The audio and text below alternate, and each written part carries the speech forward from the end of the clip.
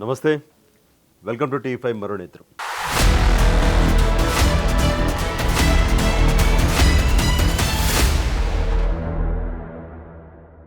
Super star Rajinikanth గారు అద్భుతమైన అవకాశాన్ని కోల్పోయారా? 2021 తమిళనాడు అసెంబ్లీ ఎన్నికల్లో ఆయన పోటీ చేసి ఉంటే తలపతి విజయ్ లాగా కింగ్ కానీ లేదంటే కింగ్ మేకర్ కానీ అయి ఉండేవారా? ప్రస్తుతం ఇలాంటి విశ్లేషణలు అయితే బయలుదేరాయి. ఎందుకంటే తమిళనాడు అసెంబ్లీ ఎన్నికల్లో హీరో విజయ్ పార్టీ టీవీకే సాధించిన విజయం తరువాత అరెరే మన రజనీకాంత్ గారు, మనం అభిమానించే రజనీకాంత్ గారు ఒక అద్భుతమైన అవకాశాన్ని కోల్పోయారేమో అని రజనీకాంత్ గారి అభిమానులు కూడా కొంత బాధపడుతున్న పరిస్థితి ఉంది. తమిళనాడులో సినిమాలకి రాజకీయాలకి అవినాభావ సంబంధం, విడదీయరాని సంబంధం ఉంది. ఎంజీఆర్ గారు, అలాగే జయలలిత గారు, ఇప్పుడు ఉదయనిధి స్టాలిన్, అలాగే మన కరుణానిధి గారు, వీళ్ళందరూ కూడా. సో కరుణానిధి గారి తర్వాత జయలలిత గారి మరణం తర్వాత అక్కడ ఎంతో ఒక లోటైతే కనిపించింది.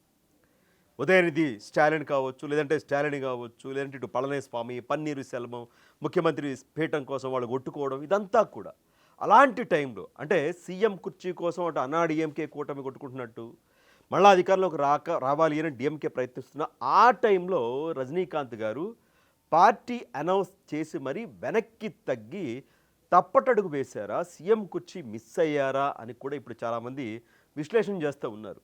తమిళనాడు రాజకీయాల్లో ఎప్పటి నుంచో ఉంది, అంటే ఒక 2 దశాబ్దాలకు పైగానే ఇదిగో రజనీకాంత్ గారు రాజకీయాల్లోకి రాబోతూ ఉన్నారు, ఇదిగో రజనీకాంత్ గారు పార్టీ పెట్టబోతూ ఉన్నారు అని చెప్పేసి అని చాలా వార్తలు వచ్చాయి.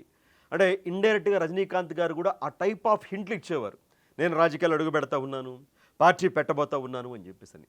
సో ఆయన అభిమానులు అయితే 1000 కళతో ఎదురు చూశారు. ఆ క్షణం దాదాపుగా దగ్గర దాకా కూడా వచ్చింది. 2020లో ఆయన మక్కల్ సేవై కచ్చి అనే ఒక పార్టీ కూడా అనౌన్స్ చేశారు. ఇది ఆల్రెడీ ఇంతకుముందు రిజిస్టర్ అయిన పార్టీనే, ఆ పార్టీని తీసుకున్నారు ఆయన. తెలుగులో ప్రజాసేవ పార్టీ అంటారు. దీనికి గుర్తుగా కూడా ఇప్పుడు విజయ్ బిజిల్ గుర్తు ఎలా వచ్చిందో టీవీకే పార్టీకి ఆటో రిక్షా అనుకున్నారు.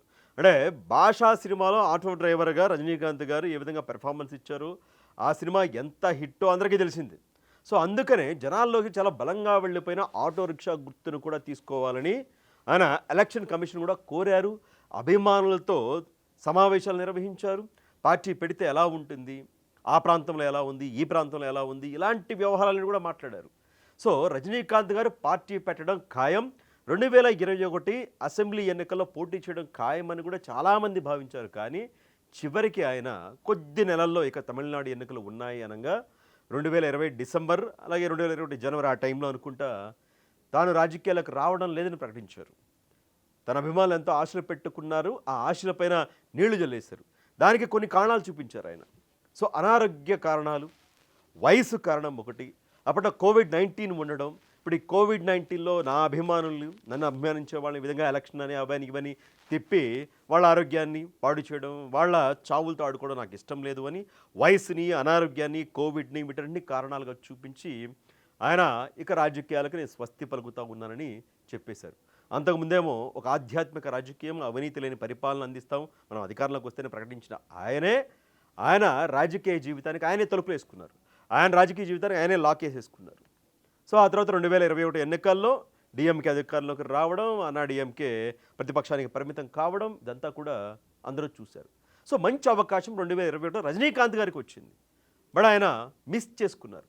బట్ విజయ్ అలా చేయలేదు, విజయ్ మిస్ చేసుకోలేదు. ఆ 2 పార్టీలతో 2021లో కూడా విసిగిపోయినారు తమిళనాడు ప్రజలు. ఒక 3వ ఫేజ్ కోసం, 3వ ప్రత్యామ్నాయం కోసం చూస్తూ ఉన్నారు. సో సింగిల్గా రజనీకాంత్ గారు పోటీ చేసి ఉంటే కింగ్ మేకర్ ఇప్పుడు ఎవరనుకున్నారు చెప్పండి?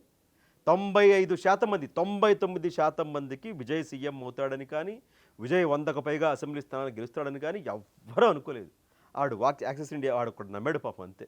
విజయ్ కూడా పాపం నమ్ముకుందో లేదో తెలియదు కానీ బట్ ధైర్యంగా అయితే ముందుకెళ్ళాడు, విజయం సాధించాడు.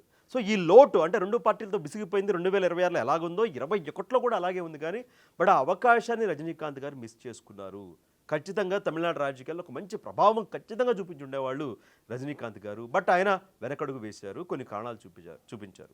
నేను ఎక్కడో ఒక మంచి కొటేషన్ చదివా, ధైర్యంగా గుండె ధైర్యంతో ముందడుగు వేసేవాడికి అదృష్టం కూడా కలిసి వచ్చిందంట. నువ్వు పిరికితనంతో అడుగు వేస్తే అలాగే పోతుందంట. సో ముందు ధైర్యంగా ముందడుగు వేయాలి. ఒక వెంట్రుక కొండకేస్తే వస్తే కొండ వస్తుంది, లేదంటే వెంట్రుక పోద్ది, అంతే కదా. సో అలా చేయాల్సిందేమో, అంటే విజయ్లాగా ధైర్యంగా ముందుకెళ్ళలేదు. ఇప్పుడు విజయ్ పార్టీ పొత్తులు పెట్టుకోవాలని చాలామంది ఒత్తిడి చేశారు. ఆ స్థానాలు ఇస్తాం, డిప్యూటీ సీఎం ఇస్తామన్నారు, 60 స్థానాలు ఇస్తాం, 50 స్థానాలు ఇస్తాం, మా కూటమిలో కలువన్నారు. అయినా కూడా విజయ్ అంటే ఒక మొండిగా ముందుకెళ్ళాడు. అందుకని ఇంత అద్భుతమైన విజయాన్ని విజయ్ సాధించాడు. మరి విజయ్ కంటే తక్కువ ఫ్యాన్స్ ఏమైనా ఉన్నారా రజనీకాంత్ గారికి అంటే కాదు. ఇప్పుడు విజయ్ తమిళనాడు సినిమాల్లో 100 కోట్లు వసూలు చేశారు. తెలుగులో కొంత కొంత హిట్ అవుతూ ఉంటాయి, కన్నడ అక్కడ కొంత కొంత హిట్ అవుతూ ఉంటాయి, కానీ పెద్ద పాన్ ఇండియా స్టార్ ఏమీ కాదు విజయ్. బట్ రజనీకాంత్ గారు పాన్ ఇండియా స్టారే. ఆయన రోబో కావచ్చు, ఆయన మిగతా సినిమాలు కావచ్చు, బాలీవుడ్ అంతా కూడా ఎంత అభిమానిస్తారు ఆ స్టార్లంతా కూడా రజనీకాంత్ గారిని. మన తెలుగు వాళ్ళు ఎలా హక్కుని చేర్చుకున్నారు రజనీకాంత్ గారిని. తెలంగాణ కావచ్చు, ఆంధ్రప్రదేశ్ ప్రజలు కావచ్చు, కన్నడ వెళ్ళినా, మలయాళం వెళ్ళినా, ఏ భాషకు వెళ్ళినా, ఏ రాష్ట్రం వెళ్ళినా రజనీకాంత్ గారిని అభిమానించేవాళ్ళు, ఆయన అభిమానులు ఉన్నారు. అది రజనీకాంత్ గారి కెపాసిటీ. మరి ఇలాంటి దళపతి విజయ్ సీఎం అయినప్పుడు రజనీకాంత్ గారు ఎందుకు కారు? ఖచ్చితంగా అయ్యి ఉండేవారేమో. బట్ ఆయన వెనకడుగు వేశారు. రాజకీయాల్లోకి వచ్చాక సినిమా నటులు ఏంటంటే అప్పటిదాకా సినిమాల్లో ఉన్నప్పుడు వాళ్ళు ఎన్ని పాజిటివే వింటారు. అన్ని పూల వర్షాలు, పూలదండలు, పొగడ్తలు ఇవి మాత్రమే ఉంటాయి. తిట్టేవాళ్ళు ఎవరు ఉండరు. బట్ ఒక్కసారి రాజకీయాల్లోకి వచ్చాక అప్పటిదాకా అభిమానించిన వాడే తిడతాడు, అప్పటిదాకా పూలేసినోడే రాయేస్తాడు. అంతే, స్ప్లిట్ అయిపోతారు అభిమానులంతా కూడా. ఆ పార్టీలో ఈ పార్టీలో ఉంటారు. ఎవరి చేత పోడించుకున్నామో వాళ్ళ చేత తిట్లు తినాల్సి వస్తుంది. వాటన్నిటి కూడా తట్టుకొని నిలబడగలగాలి. నిలబడితేనే కదా. ఇక్కడ పవన్ కళ్యాణ్ గారు నిలబడ్డారు, అక్కడ దళపతి విజయ్ నిలబడ్డారు, ఒకవైపు ఎన్టీ రామారావు గారు, ఆయన ఎంతమంది అభిమానించేవాళ్ళు. రాజకీయాల్లోకి వచ్చాక ఎన్ని బాటలు పడ్డారు ఆయన. సో ఆయన పడ్డారు. సో వాటిని స్వీకరించే మనస్తత్వం, ధైర్యం ఉండాలి. బట్ రజనీకాంత్ గారు మంచివాళ్ళు, అంటే ఆయన మంచి వ్యక్తిత్వం వల్ల కావచ్చు, సేవాభావం ఎక్కువ. ఆయన సంపాదనలో ఎంతమంది ఖర్చు పెట్టారో, ఎంతమంది పేదలను ఆదుకున్నారో అందరికీ కూడా తెలిసిందే. బట్ ఆ విషయానికి వచ్చేసరికి, అంటే రాజకీయాలను ఫేస్ చేసే విషయానికి వచ్చేసరికి ఆయన మంచితనం మరీ ఓవర్గా అయిందేమో, ఎవరైనా తిడతారని ఆయన వెనకడుగు వేశారేమో అని కూడా చాలామంది భావిస్తున్న పరిస్థితి ఉంది. సో విజయ్ ఎన్ని మొప్పుతో పలుపెట్టారు, ఆయన కూడా వెళ్ళాడు ముందుకి. ఎంతమంది తిట్టారు, ఆయన కూడా వెళ్ళారు. ఆ సంబంధాలు, ఈ సంబంధాలని, కేసులని, సిబిఐ ఎంక్వైరీలని, సినిమాలు ఆపేసి ఎన్ని చేశారు. వీటన్నిటిని మరి రజనీకాంత్ గారు తట్టుకుని ఉండేవాళ్ళ? ఒకవేళ 2021లో ఆయన పార్టీ పెట్టి పోటీ చేసినా ఇదే టైప్లో రజనీకాంత్ గారిని కూడా టార్గెట్ చేస్తాయి రాజకీయాలు చాలా ప్రమాదకరం. రాజకీయాల్లో ఎన్ని మెట్లు ఉంటాయో, కాటేసే పాములు అన్నీ ఉంటాయి, చదరంగం లాంటిది. సో అది రజనీకాంత్ గారు తట్టుకుని నిలబడగలిగే వాళ్ళ? ఒకవేళ తట్టుకుని నిలబడి ఉన్నట్టయితే మరి రజనీకాంత్ గారు ఈ పార్టీకి ఏ స్థాయిలో ఉండేవాళ్ళు, అసలు విజయ్ పార్టీ పెట్టేవాడో కూడా కాదు, తెలియదు. సో ఏదైతే రాజకీయ శూన్యత, తమిళ ప్రజల్లో అసంతృప్తి ఉందో దాన్ని రజనీకాంత్ గారు క్యాష్ చేసుకోలేపారు. విజయ్ పర్ఫెక్ట్ టైంలో పార్టీ అనౌన్స్ చేసి 2024 ఫిబ్రవరిలో పార్టీ అనౌన్స్ చేసి 26 నెలల్లోనే అధికారాన్ని చేపట్టే దిశగా ఆయన అడుగులు వేశారు. సో మొత్తంగా అయితే ఈ రాజకీయాల్లో ఒక పాఠం లాంటిదే. ఇప్పుడు విజయ్ గెలిచాడు కాబట్టి సరిపోయింది. విజయ్ ఓడిపోయి ఉంటే ఇదిగో విజయ్ ఓటమికి కారణాలు అవి అని విశ్లేషణలు వచ్చాయి, సర్వేలు వచ్చాయి, అవి వచ్చాయి, ఇవి వచ్చాయి. గెలిచాడు కాబట్టి ఎలా గెలిచాడు, ఏ కారణాలు గెలుపుకని విశ్లేషణ చేస్తూ ఉన్నారు.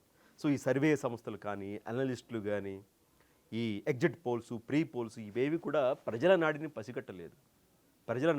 అంటే విజయ్ గొప్ప అద్భుతంగా ఏమీ చేయలే. డిఎంకే కూడా మంచి మేనిఫెస్టోనే ఇచ్చింది, అన్నాడీఎంకే కూడా మంచి మేనిఫెస్టోనే ఇచ్చింది, విజయ్ కూడా మంచి మేనిఫెస్టోనే ఇచ్చాడు. బట్ ప్రజల్లో ఉంది అసంతృప్తి. ఒక మూడో ఫేస్ కావాలి. ఎవరు?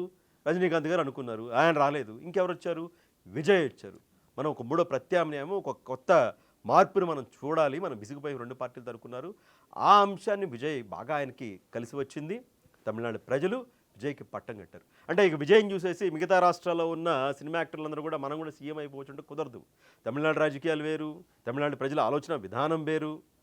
దశాబ్దాలుగా 60 సంవత్సరాలుగా 2 పార్టీలే ఉన్నాయి, అక్కడ విసిగిపోయి ఉన్నారు. సో మిగతా రాష్ట్రాల్లో ఉన్న కులాలు, మతాలు, సామాజిక పరిస్థితులు ఇవన్నీ వేరుగా ఉంటాయి, వేరే రాష్ట్రాల్లో ఉన్నవి వేరుగా ఉంటాయి. సో మన తెలుగు రాష్ట్రాల రాజకీయాలను తమిళనాడు రాజకీయాలతో పోల్చలేము, ఉత్తరాది రాజకీయాలను కూడా తమిళనాడు రాజకీయాలతో పోల్చలేము. అవన్నీ డిఫరెంట్ రాజకీయాలు తమిళనాడు అంతా కూడా. ఇక్కడ ఇలా జరిగింది కాబట్టి అక్కడ కూడా సీఎం అయిపోవచ్చు. సో అక్కడ డిప్యూటీ సీఎం అయ్యారు కదా, ఇది ఇక్కడ అయిపోవచ్చు. ఇక్కడ ఓడిపోయారు కదా, అక్కడ కూడా ఓడిపోవచ్చు. ఇలా కుదరదు. ఒక రాష్ట్రానికి ముడిపెట్టలేము. అది గమనించాల్సిన అంశం. సో విజయం అయితే తమిళనాడు ప్రజలు ఎంతో నమ్మకంతో విజయ్కి అవకాశాన్ని ఇచ్చారు. రజనీకాంత్ గారు ఎక్కడో మిస్ అయ్యారు. మొన్న కూడా టీవీకే వర్సెస్ రజనీకాంత్ గారు జరిగింది, ఎంతమంది గుర్తుందో తెలియదు. టీవీకే పార్టీ అంటే విజయ్ సన్నిహితుడు అధవ్ అని చెప్పేసి ఆ పార్టీ రాష్ట్ర కార్యదర్శి ఉన్నాడు, ప్రధాన కార్యదర్శి. అతను ఎన్నికల ప్రచారంలో భాగంగా రజనీకాంత్ గారిని టార్గెట్ చేస్తూ మాట్లాడారు. ఏమనంటే పార్టీ పెడదామని వెనకడుగు వేసేసాడు, అంటే భయంతో పారిపోయాడు, అంటే ఈ రాజకీయాలను ఫేస్ చేయలేక. విజయ్ లాంటి గుండె ధైర్యం ఉన్నాడు కాబట్టే ఇవన్నీ ఫేస్ చేస్తా ఉన్నాడు. ఆ గుండె ధైర్యం రజనీకాంత్ గారికి లేదు అన్నట్టుగా అతను మాట్లాడాడు. డిఎంకే కుటుంబం బెదిరించింది, ఆ బెదిరింపులకి లొంగిపోయి రజనీకాంత్ వెనక దగ్గాడు అన్నాడు. ఆ తర్వాత రజనీకాంత్ గారి అమ్మాయిలు మండిపడ్డారు, టీవీకే నేతలను తిట్టిపోశారు, పెద్ద క్యాంపెయిన్ నడిచింది అక్కడ, పెద్ద కోల్డ్ వారు విజయ్ ఫ్యాన్స్కి రజనీకాంత్ గారి ఫ్యాన్స్కి మధ్య నడిచింది. ఆ తర్వాత ఆ అధవ్ సారీ చెప్పాడు.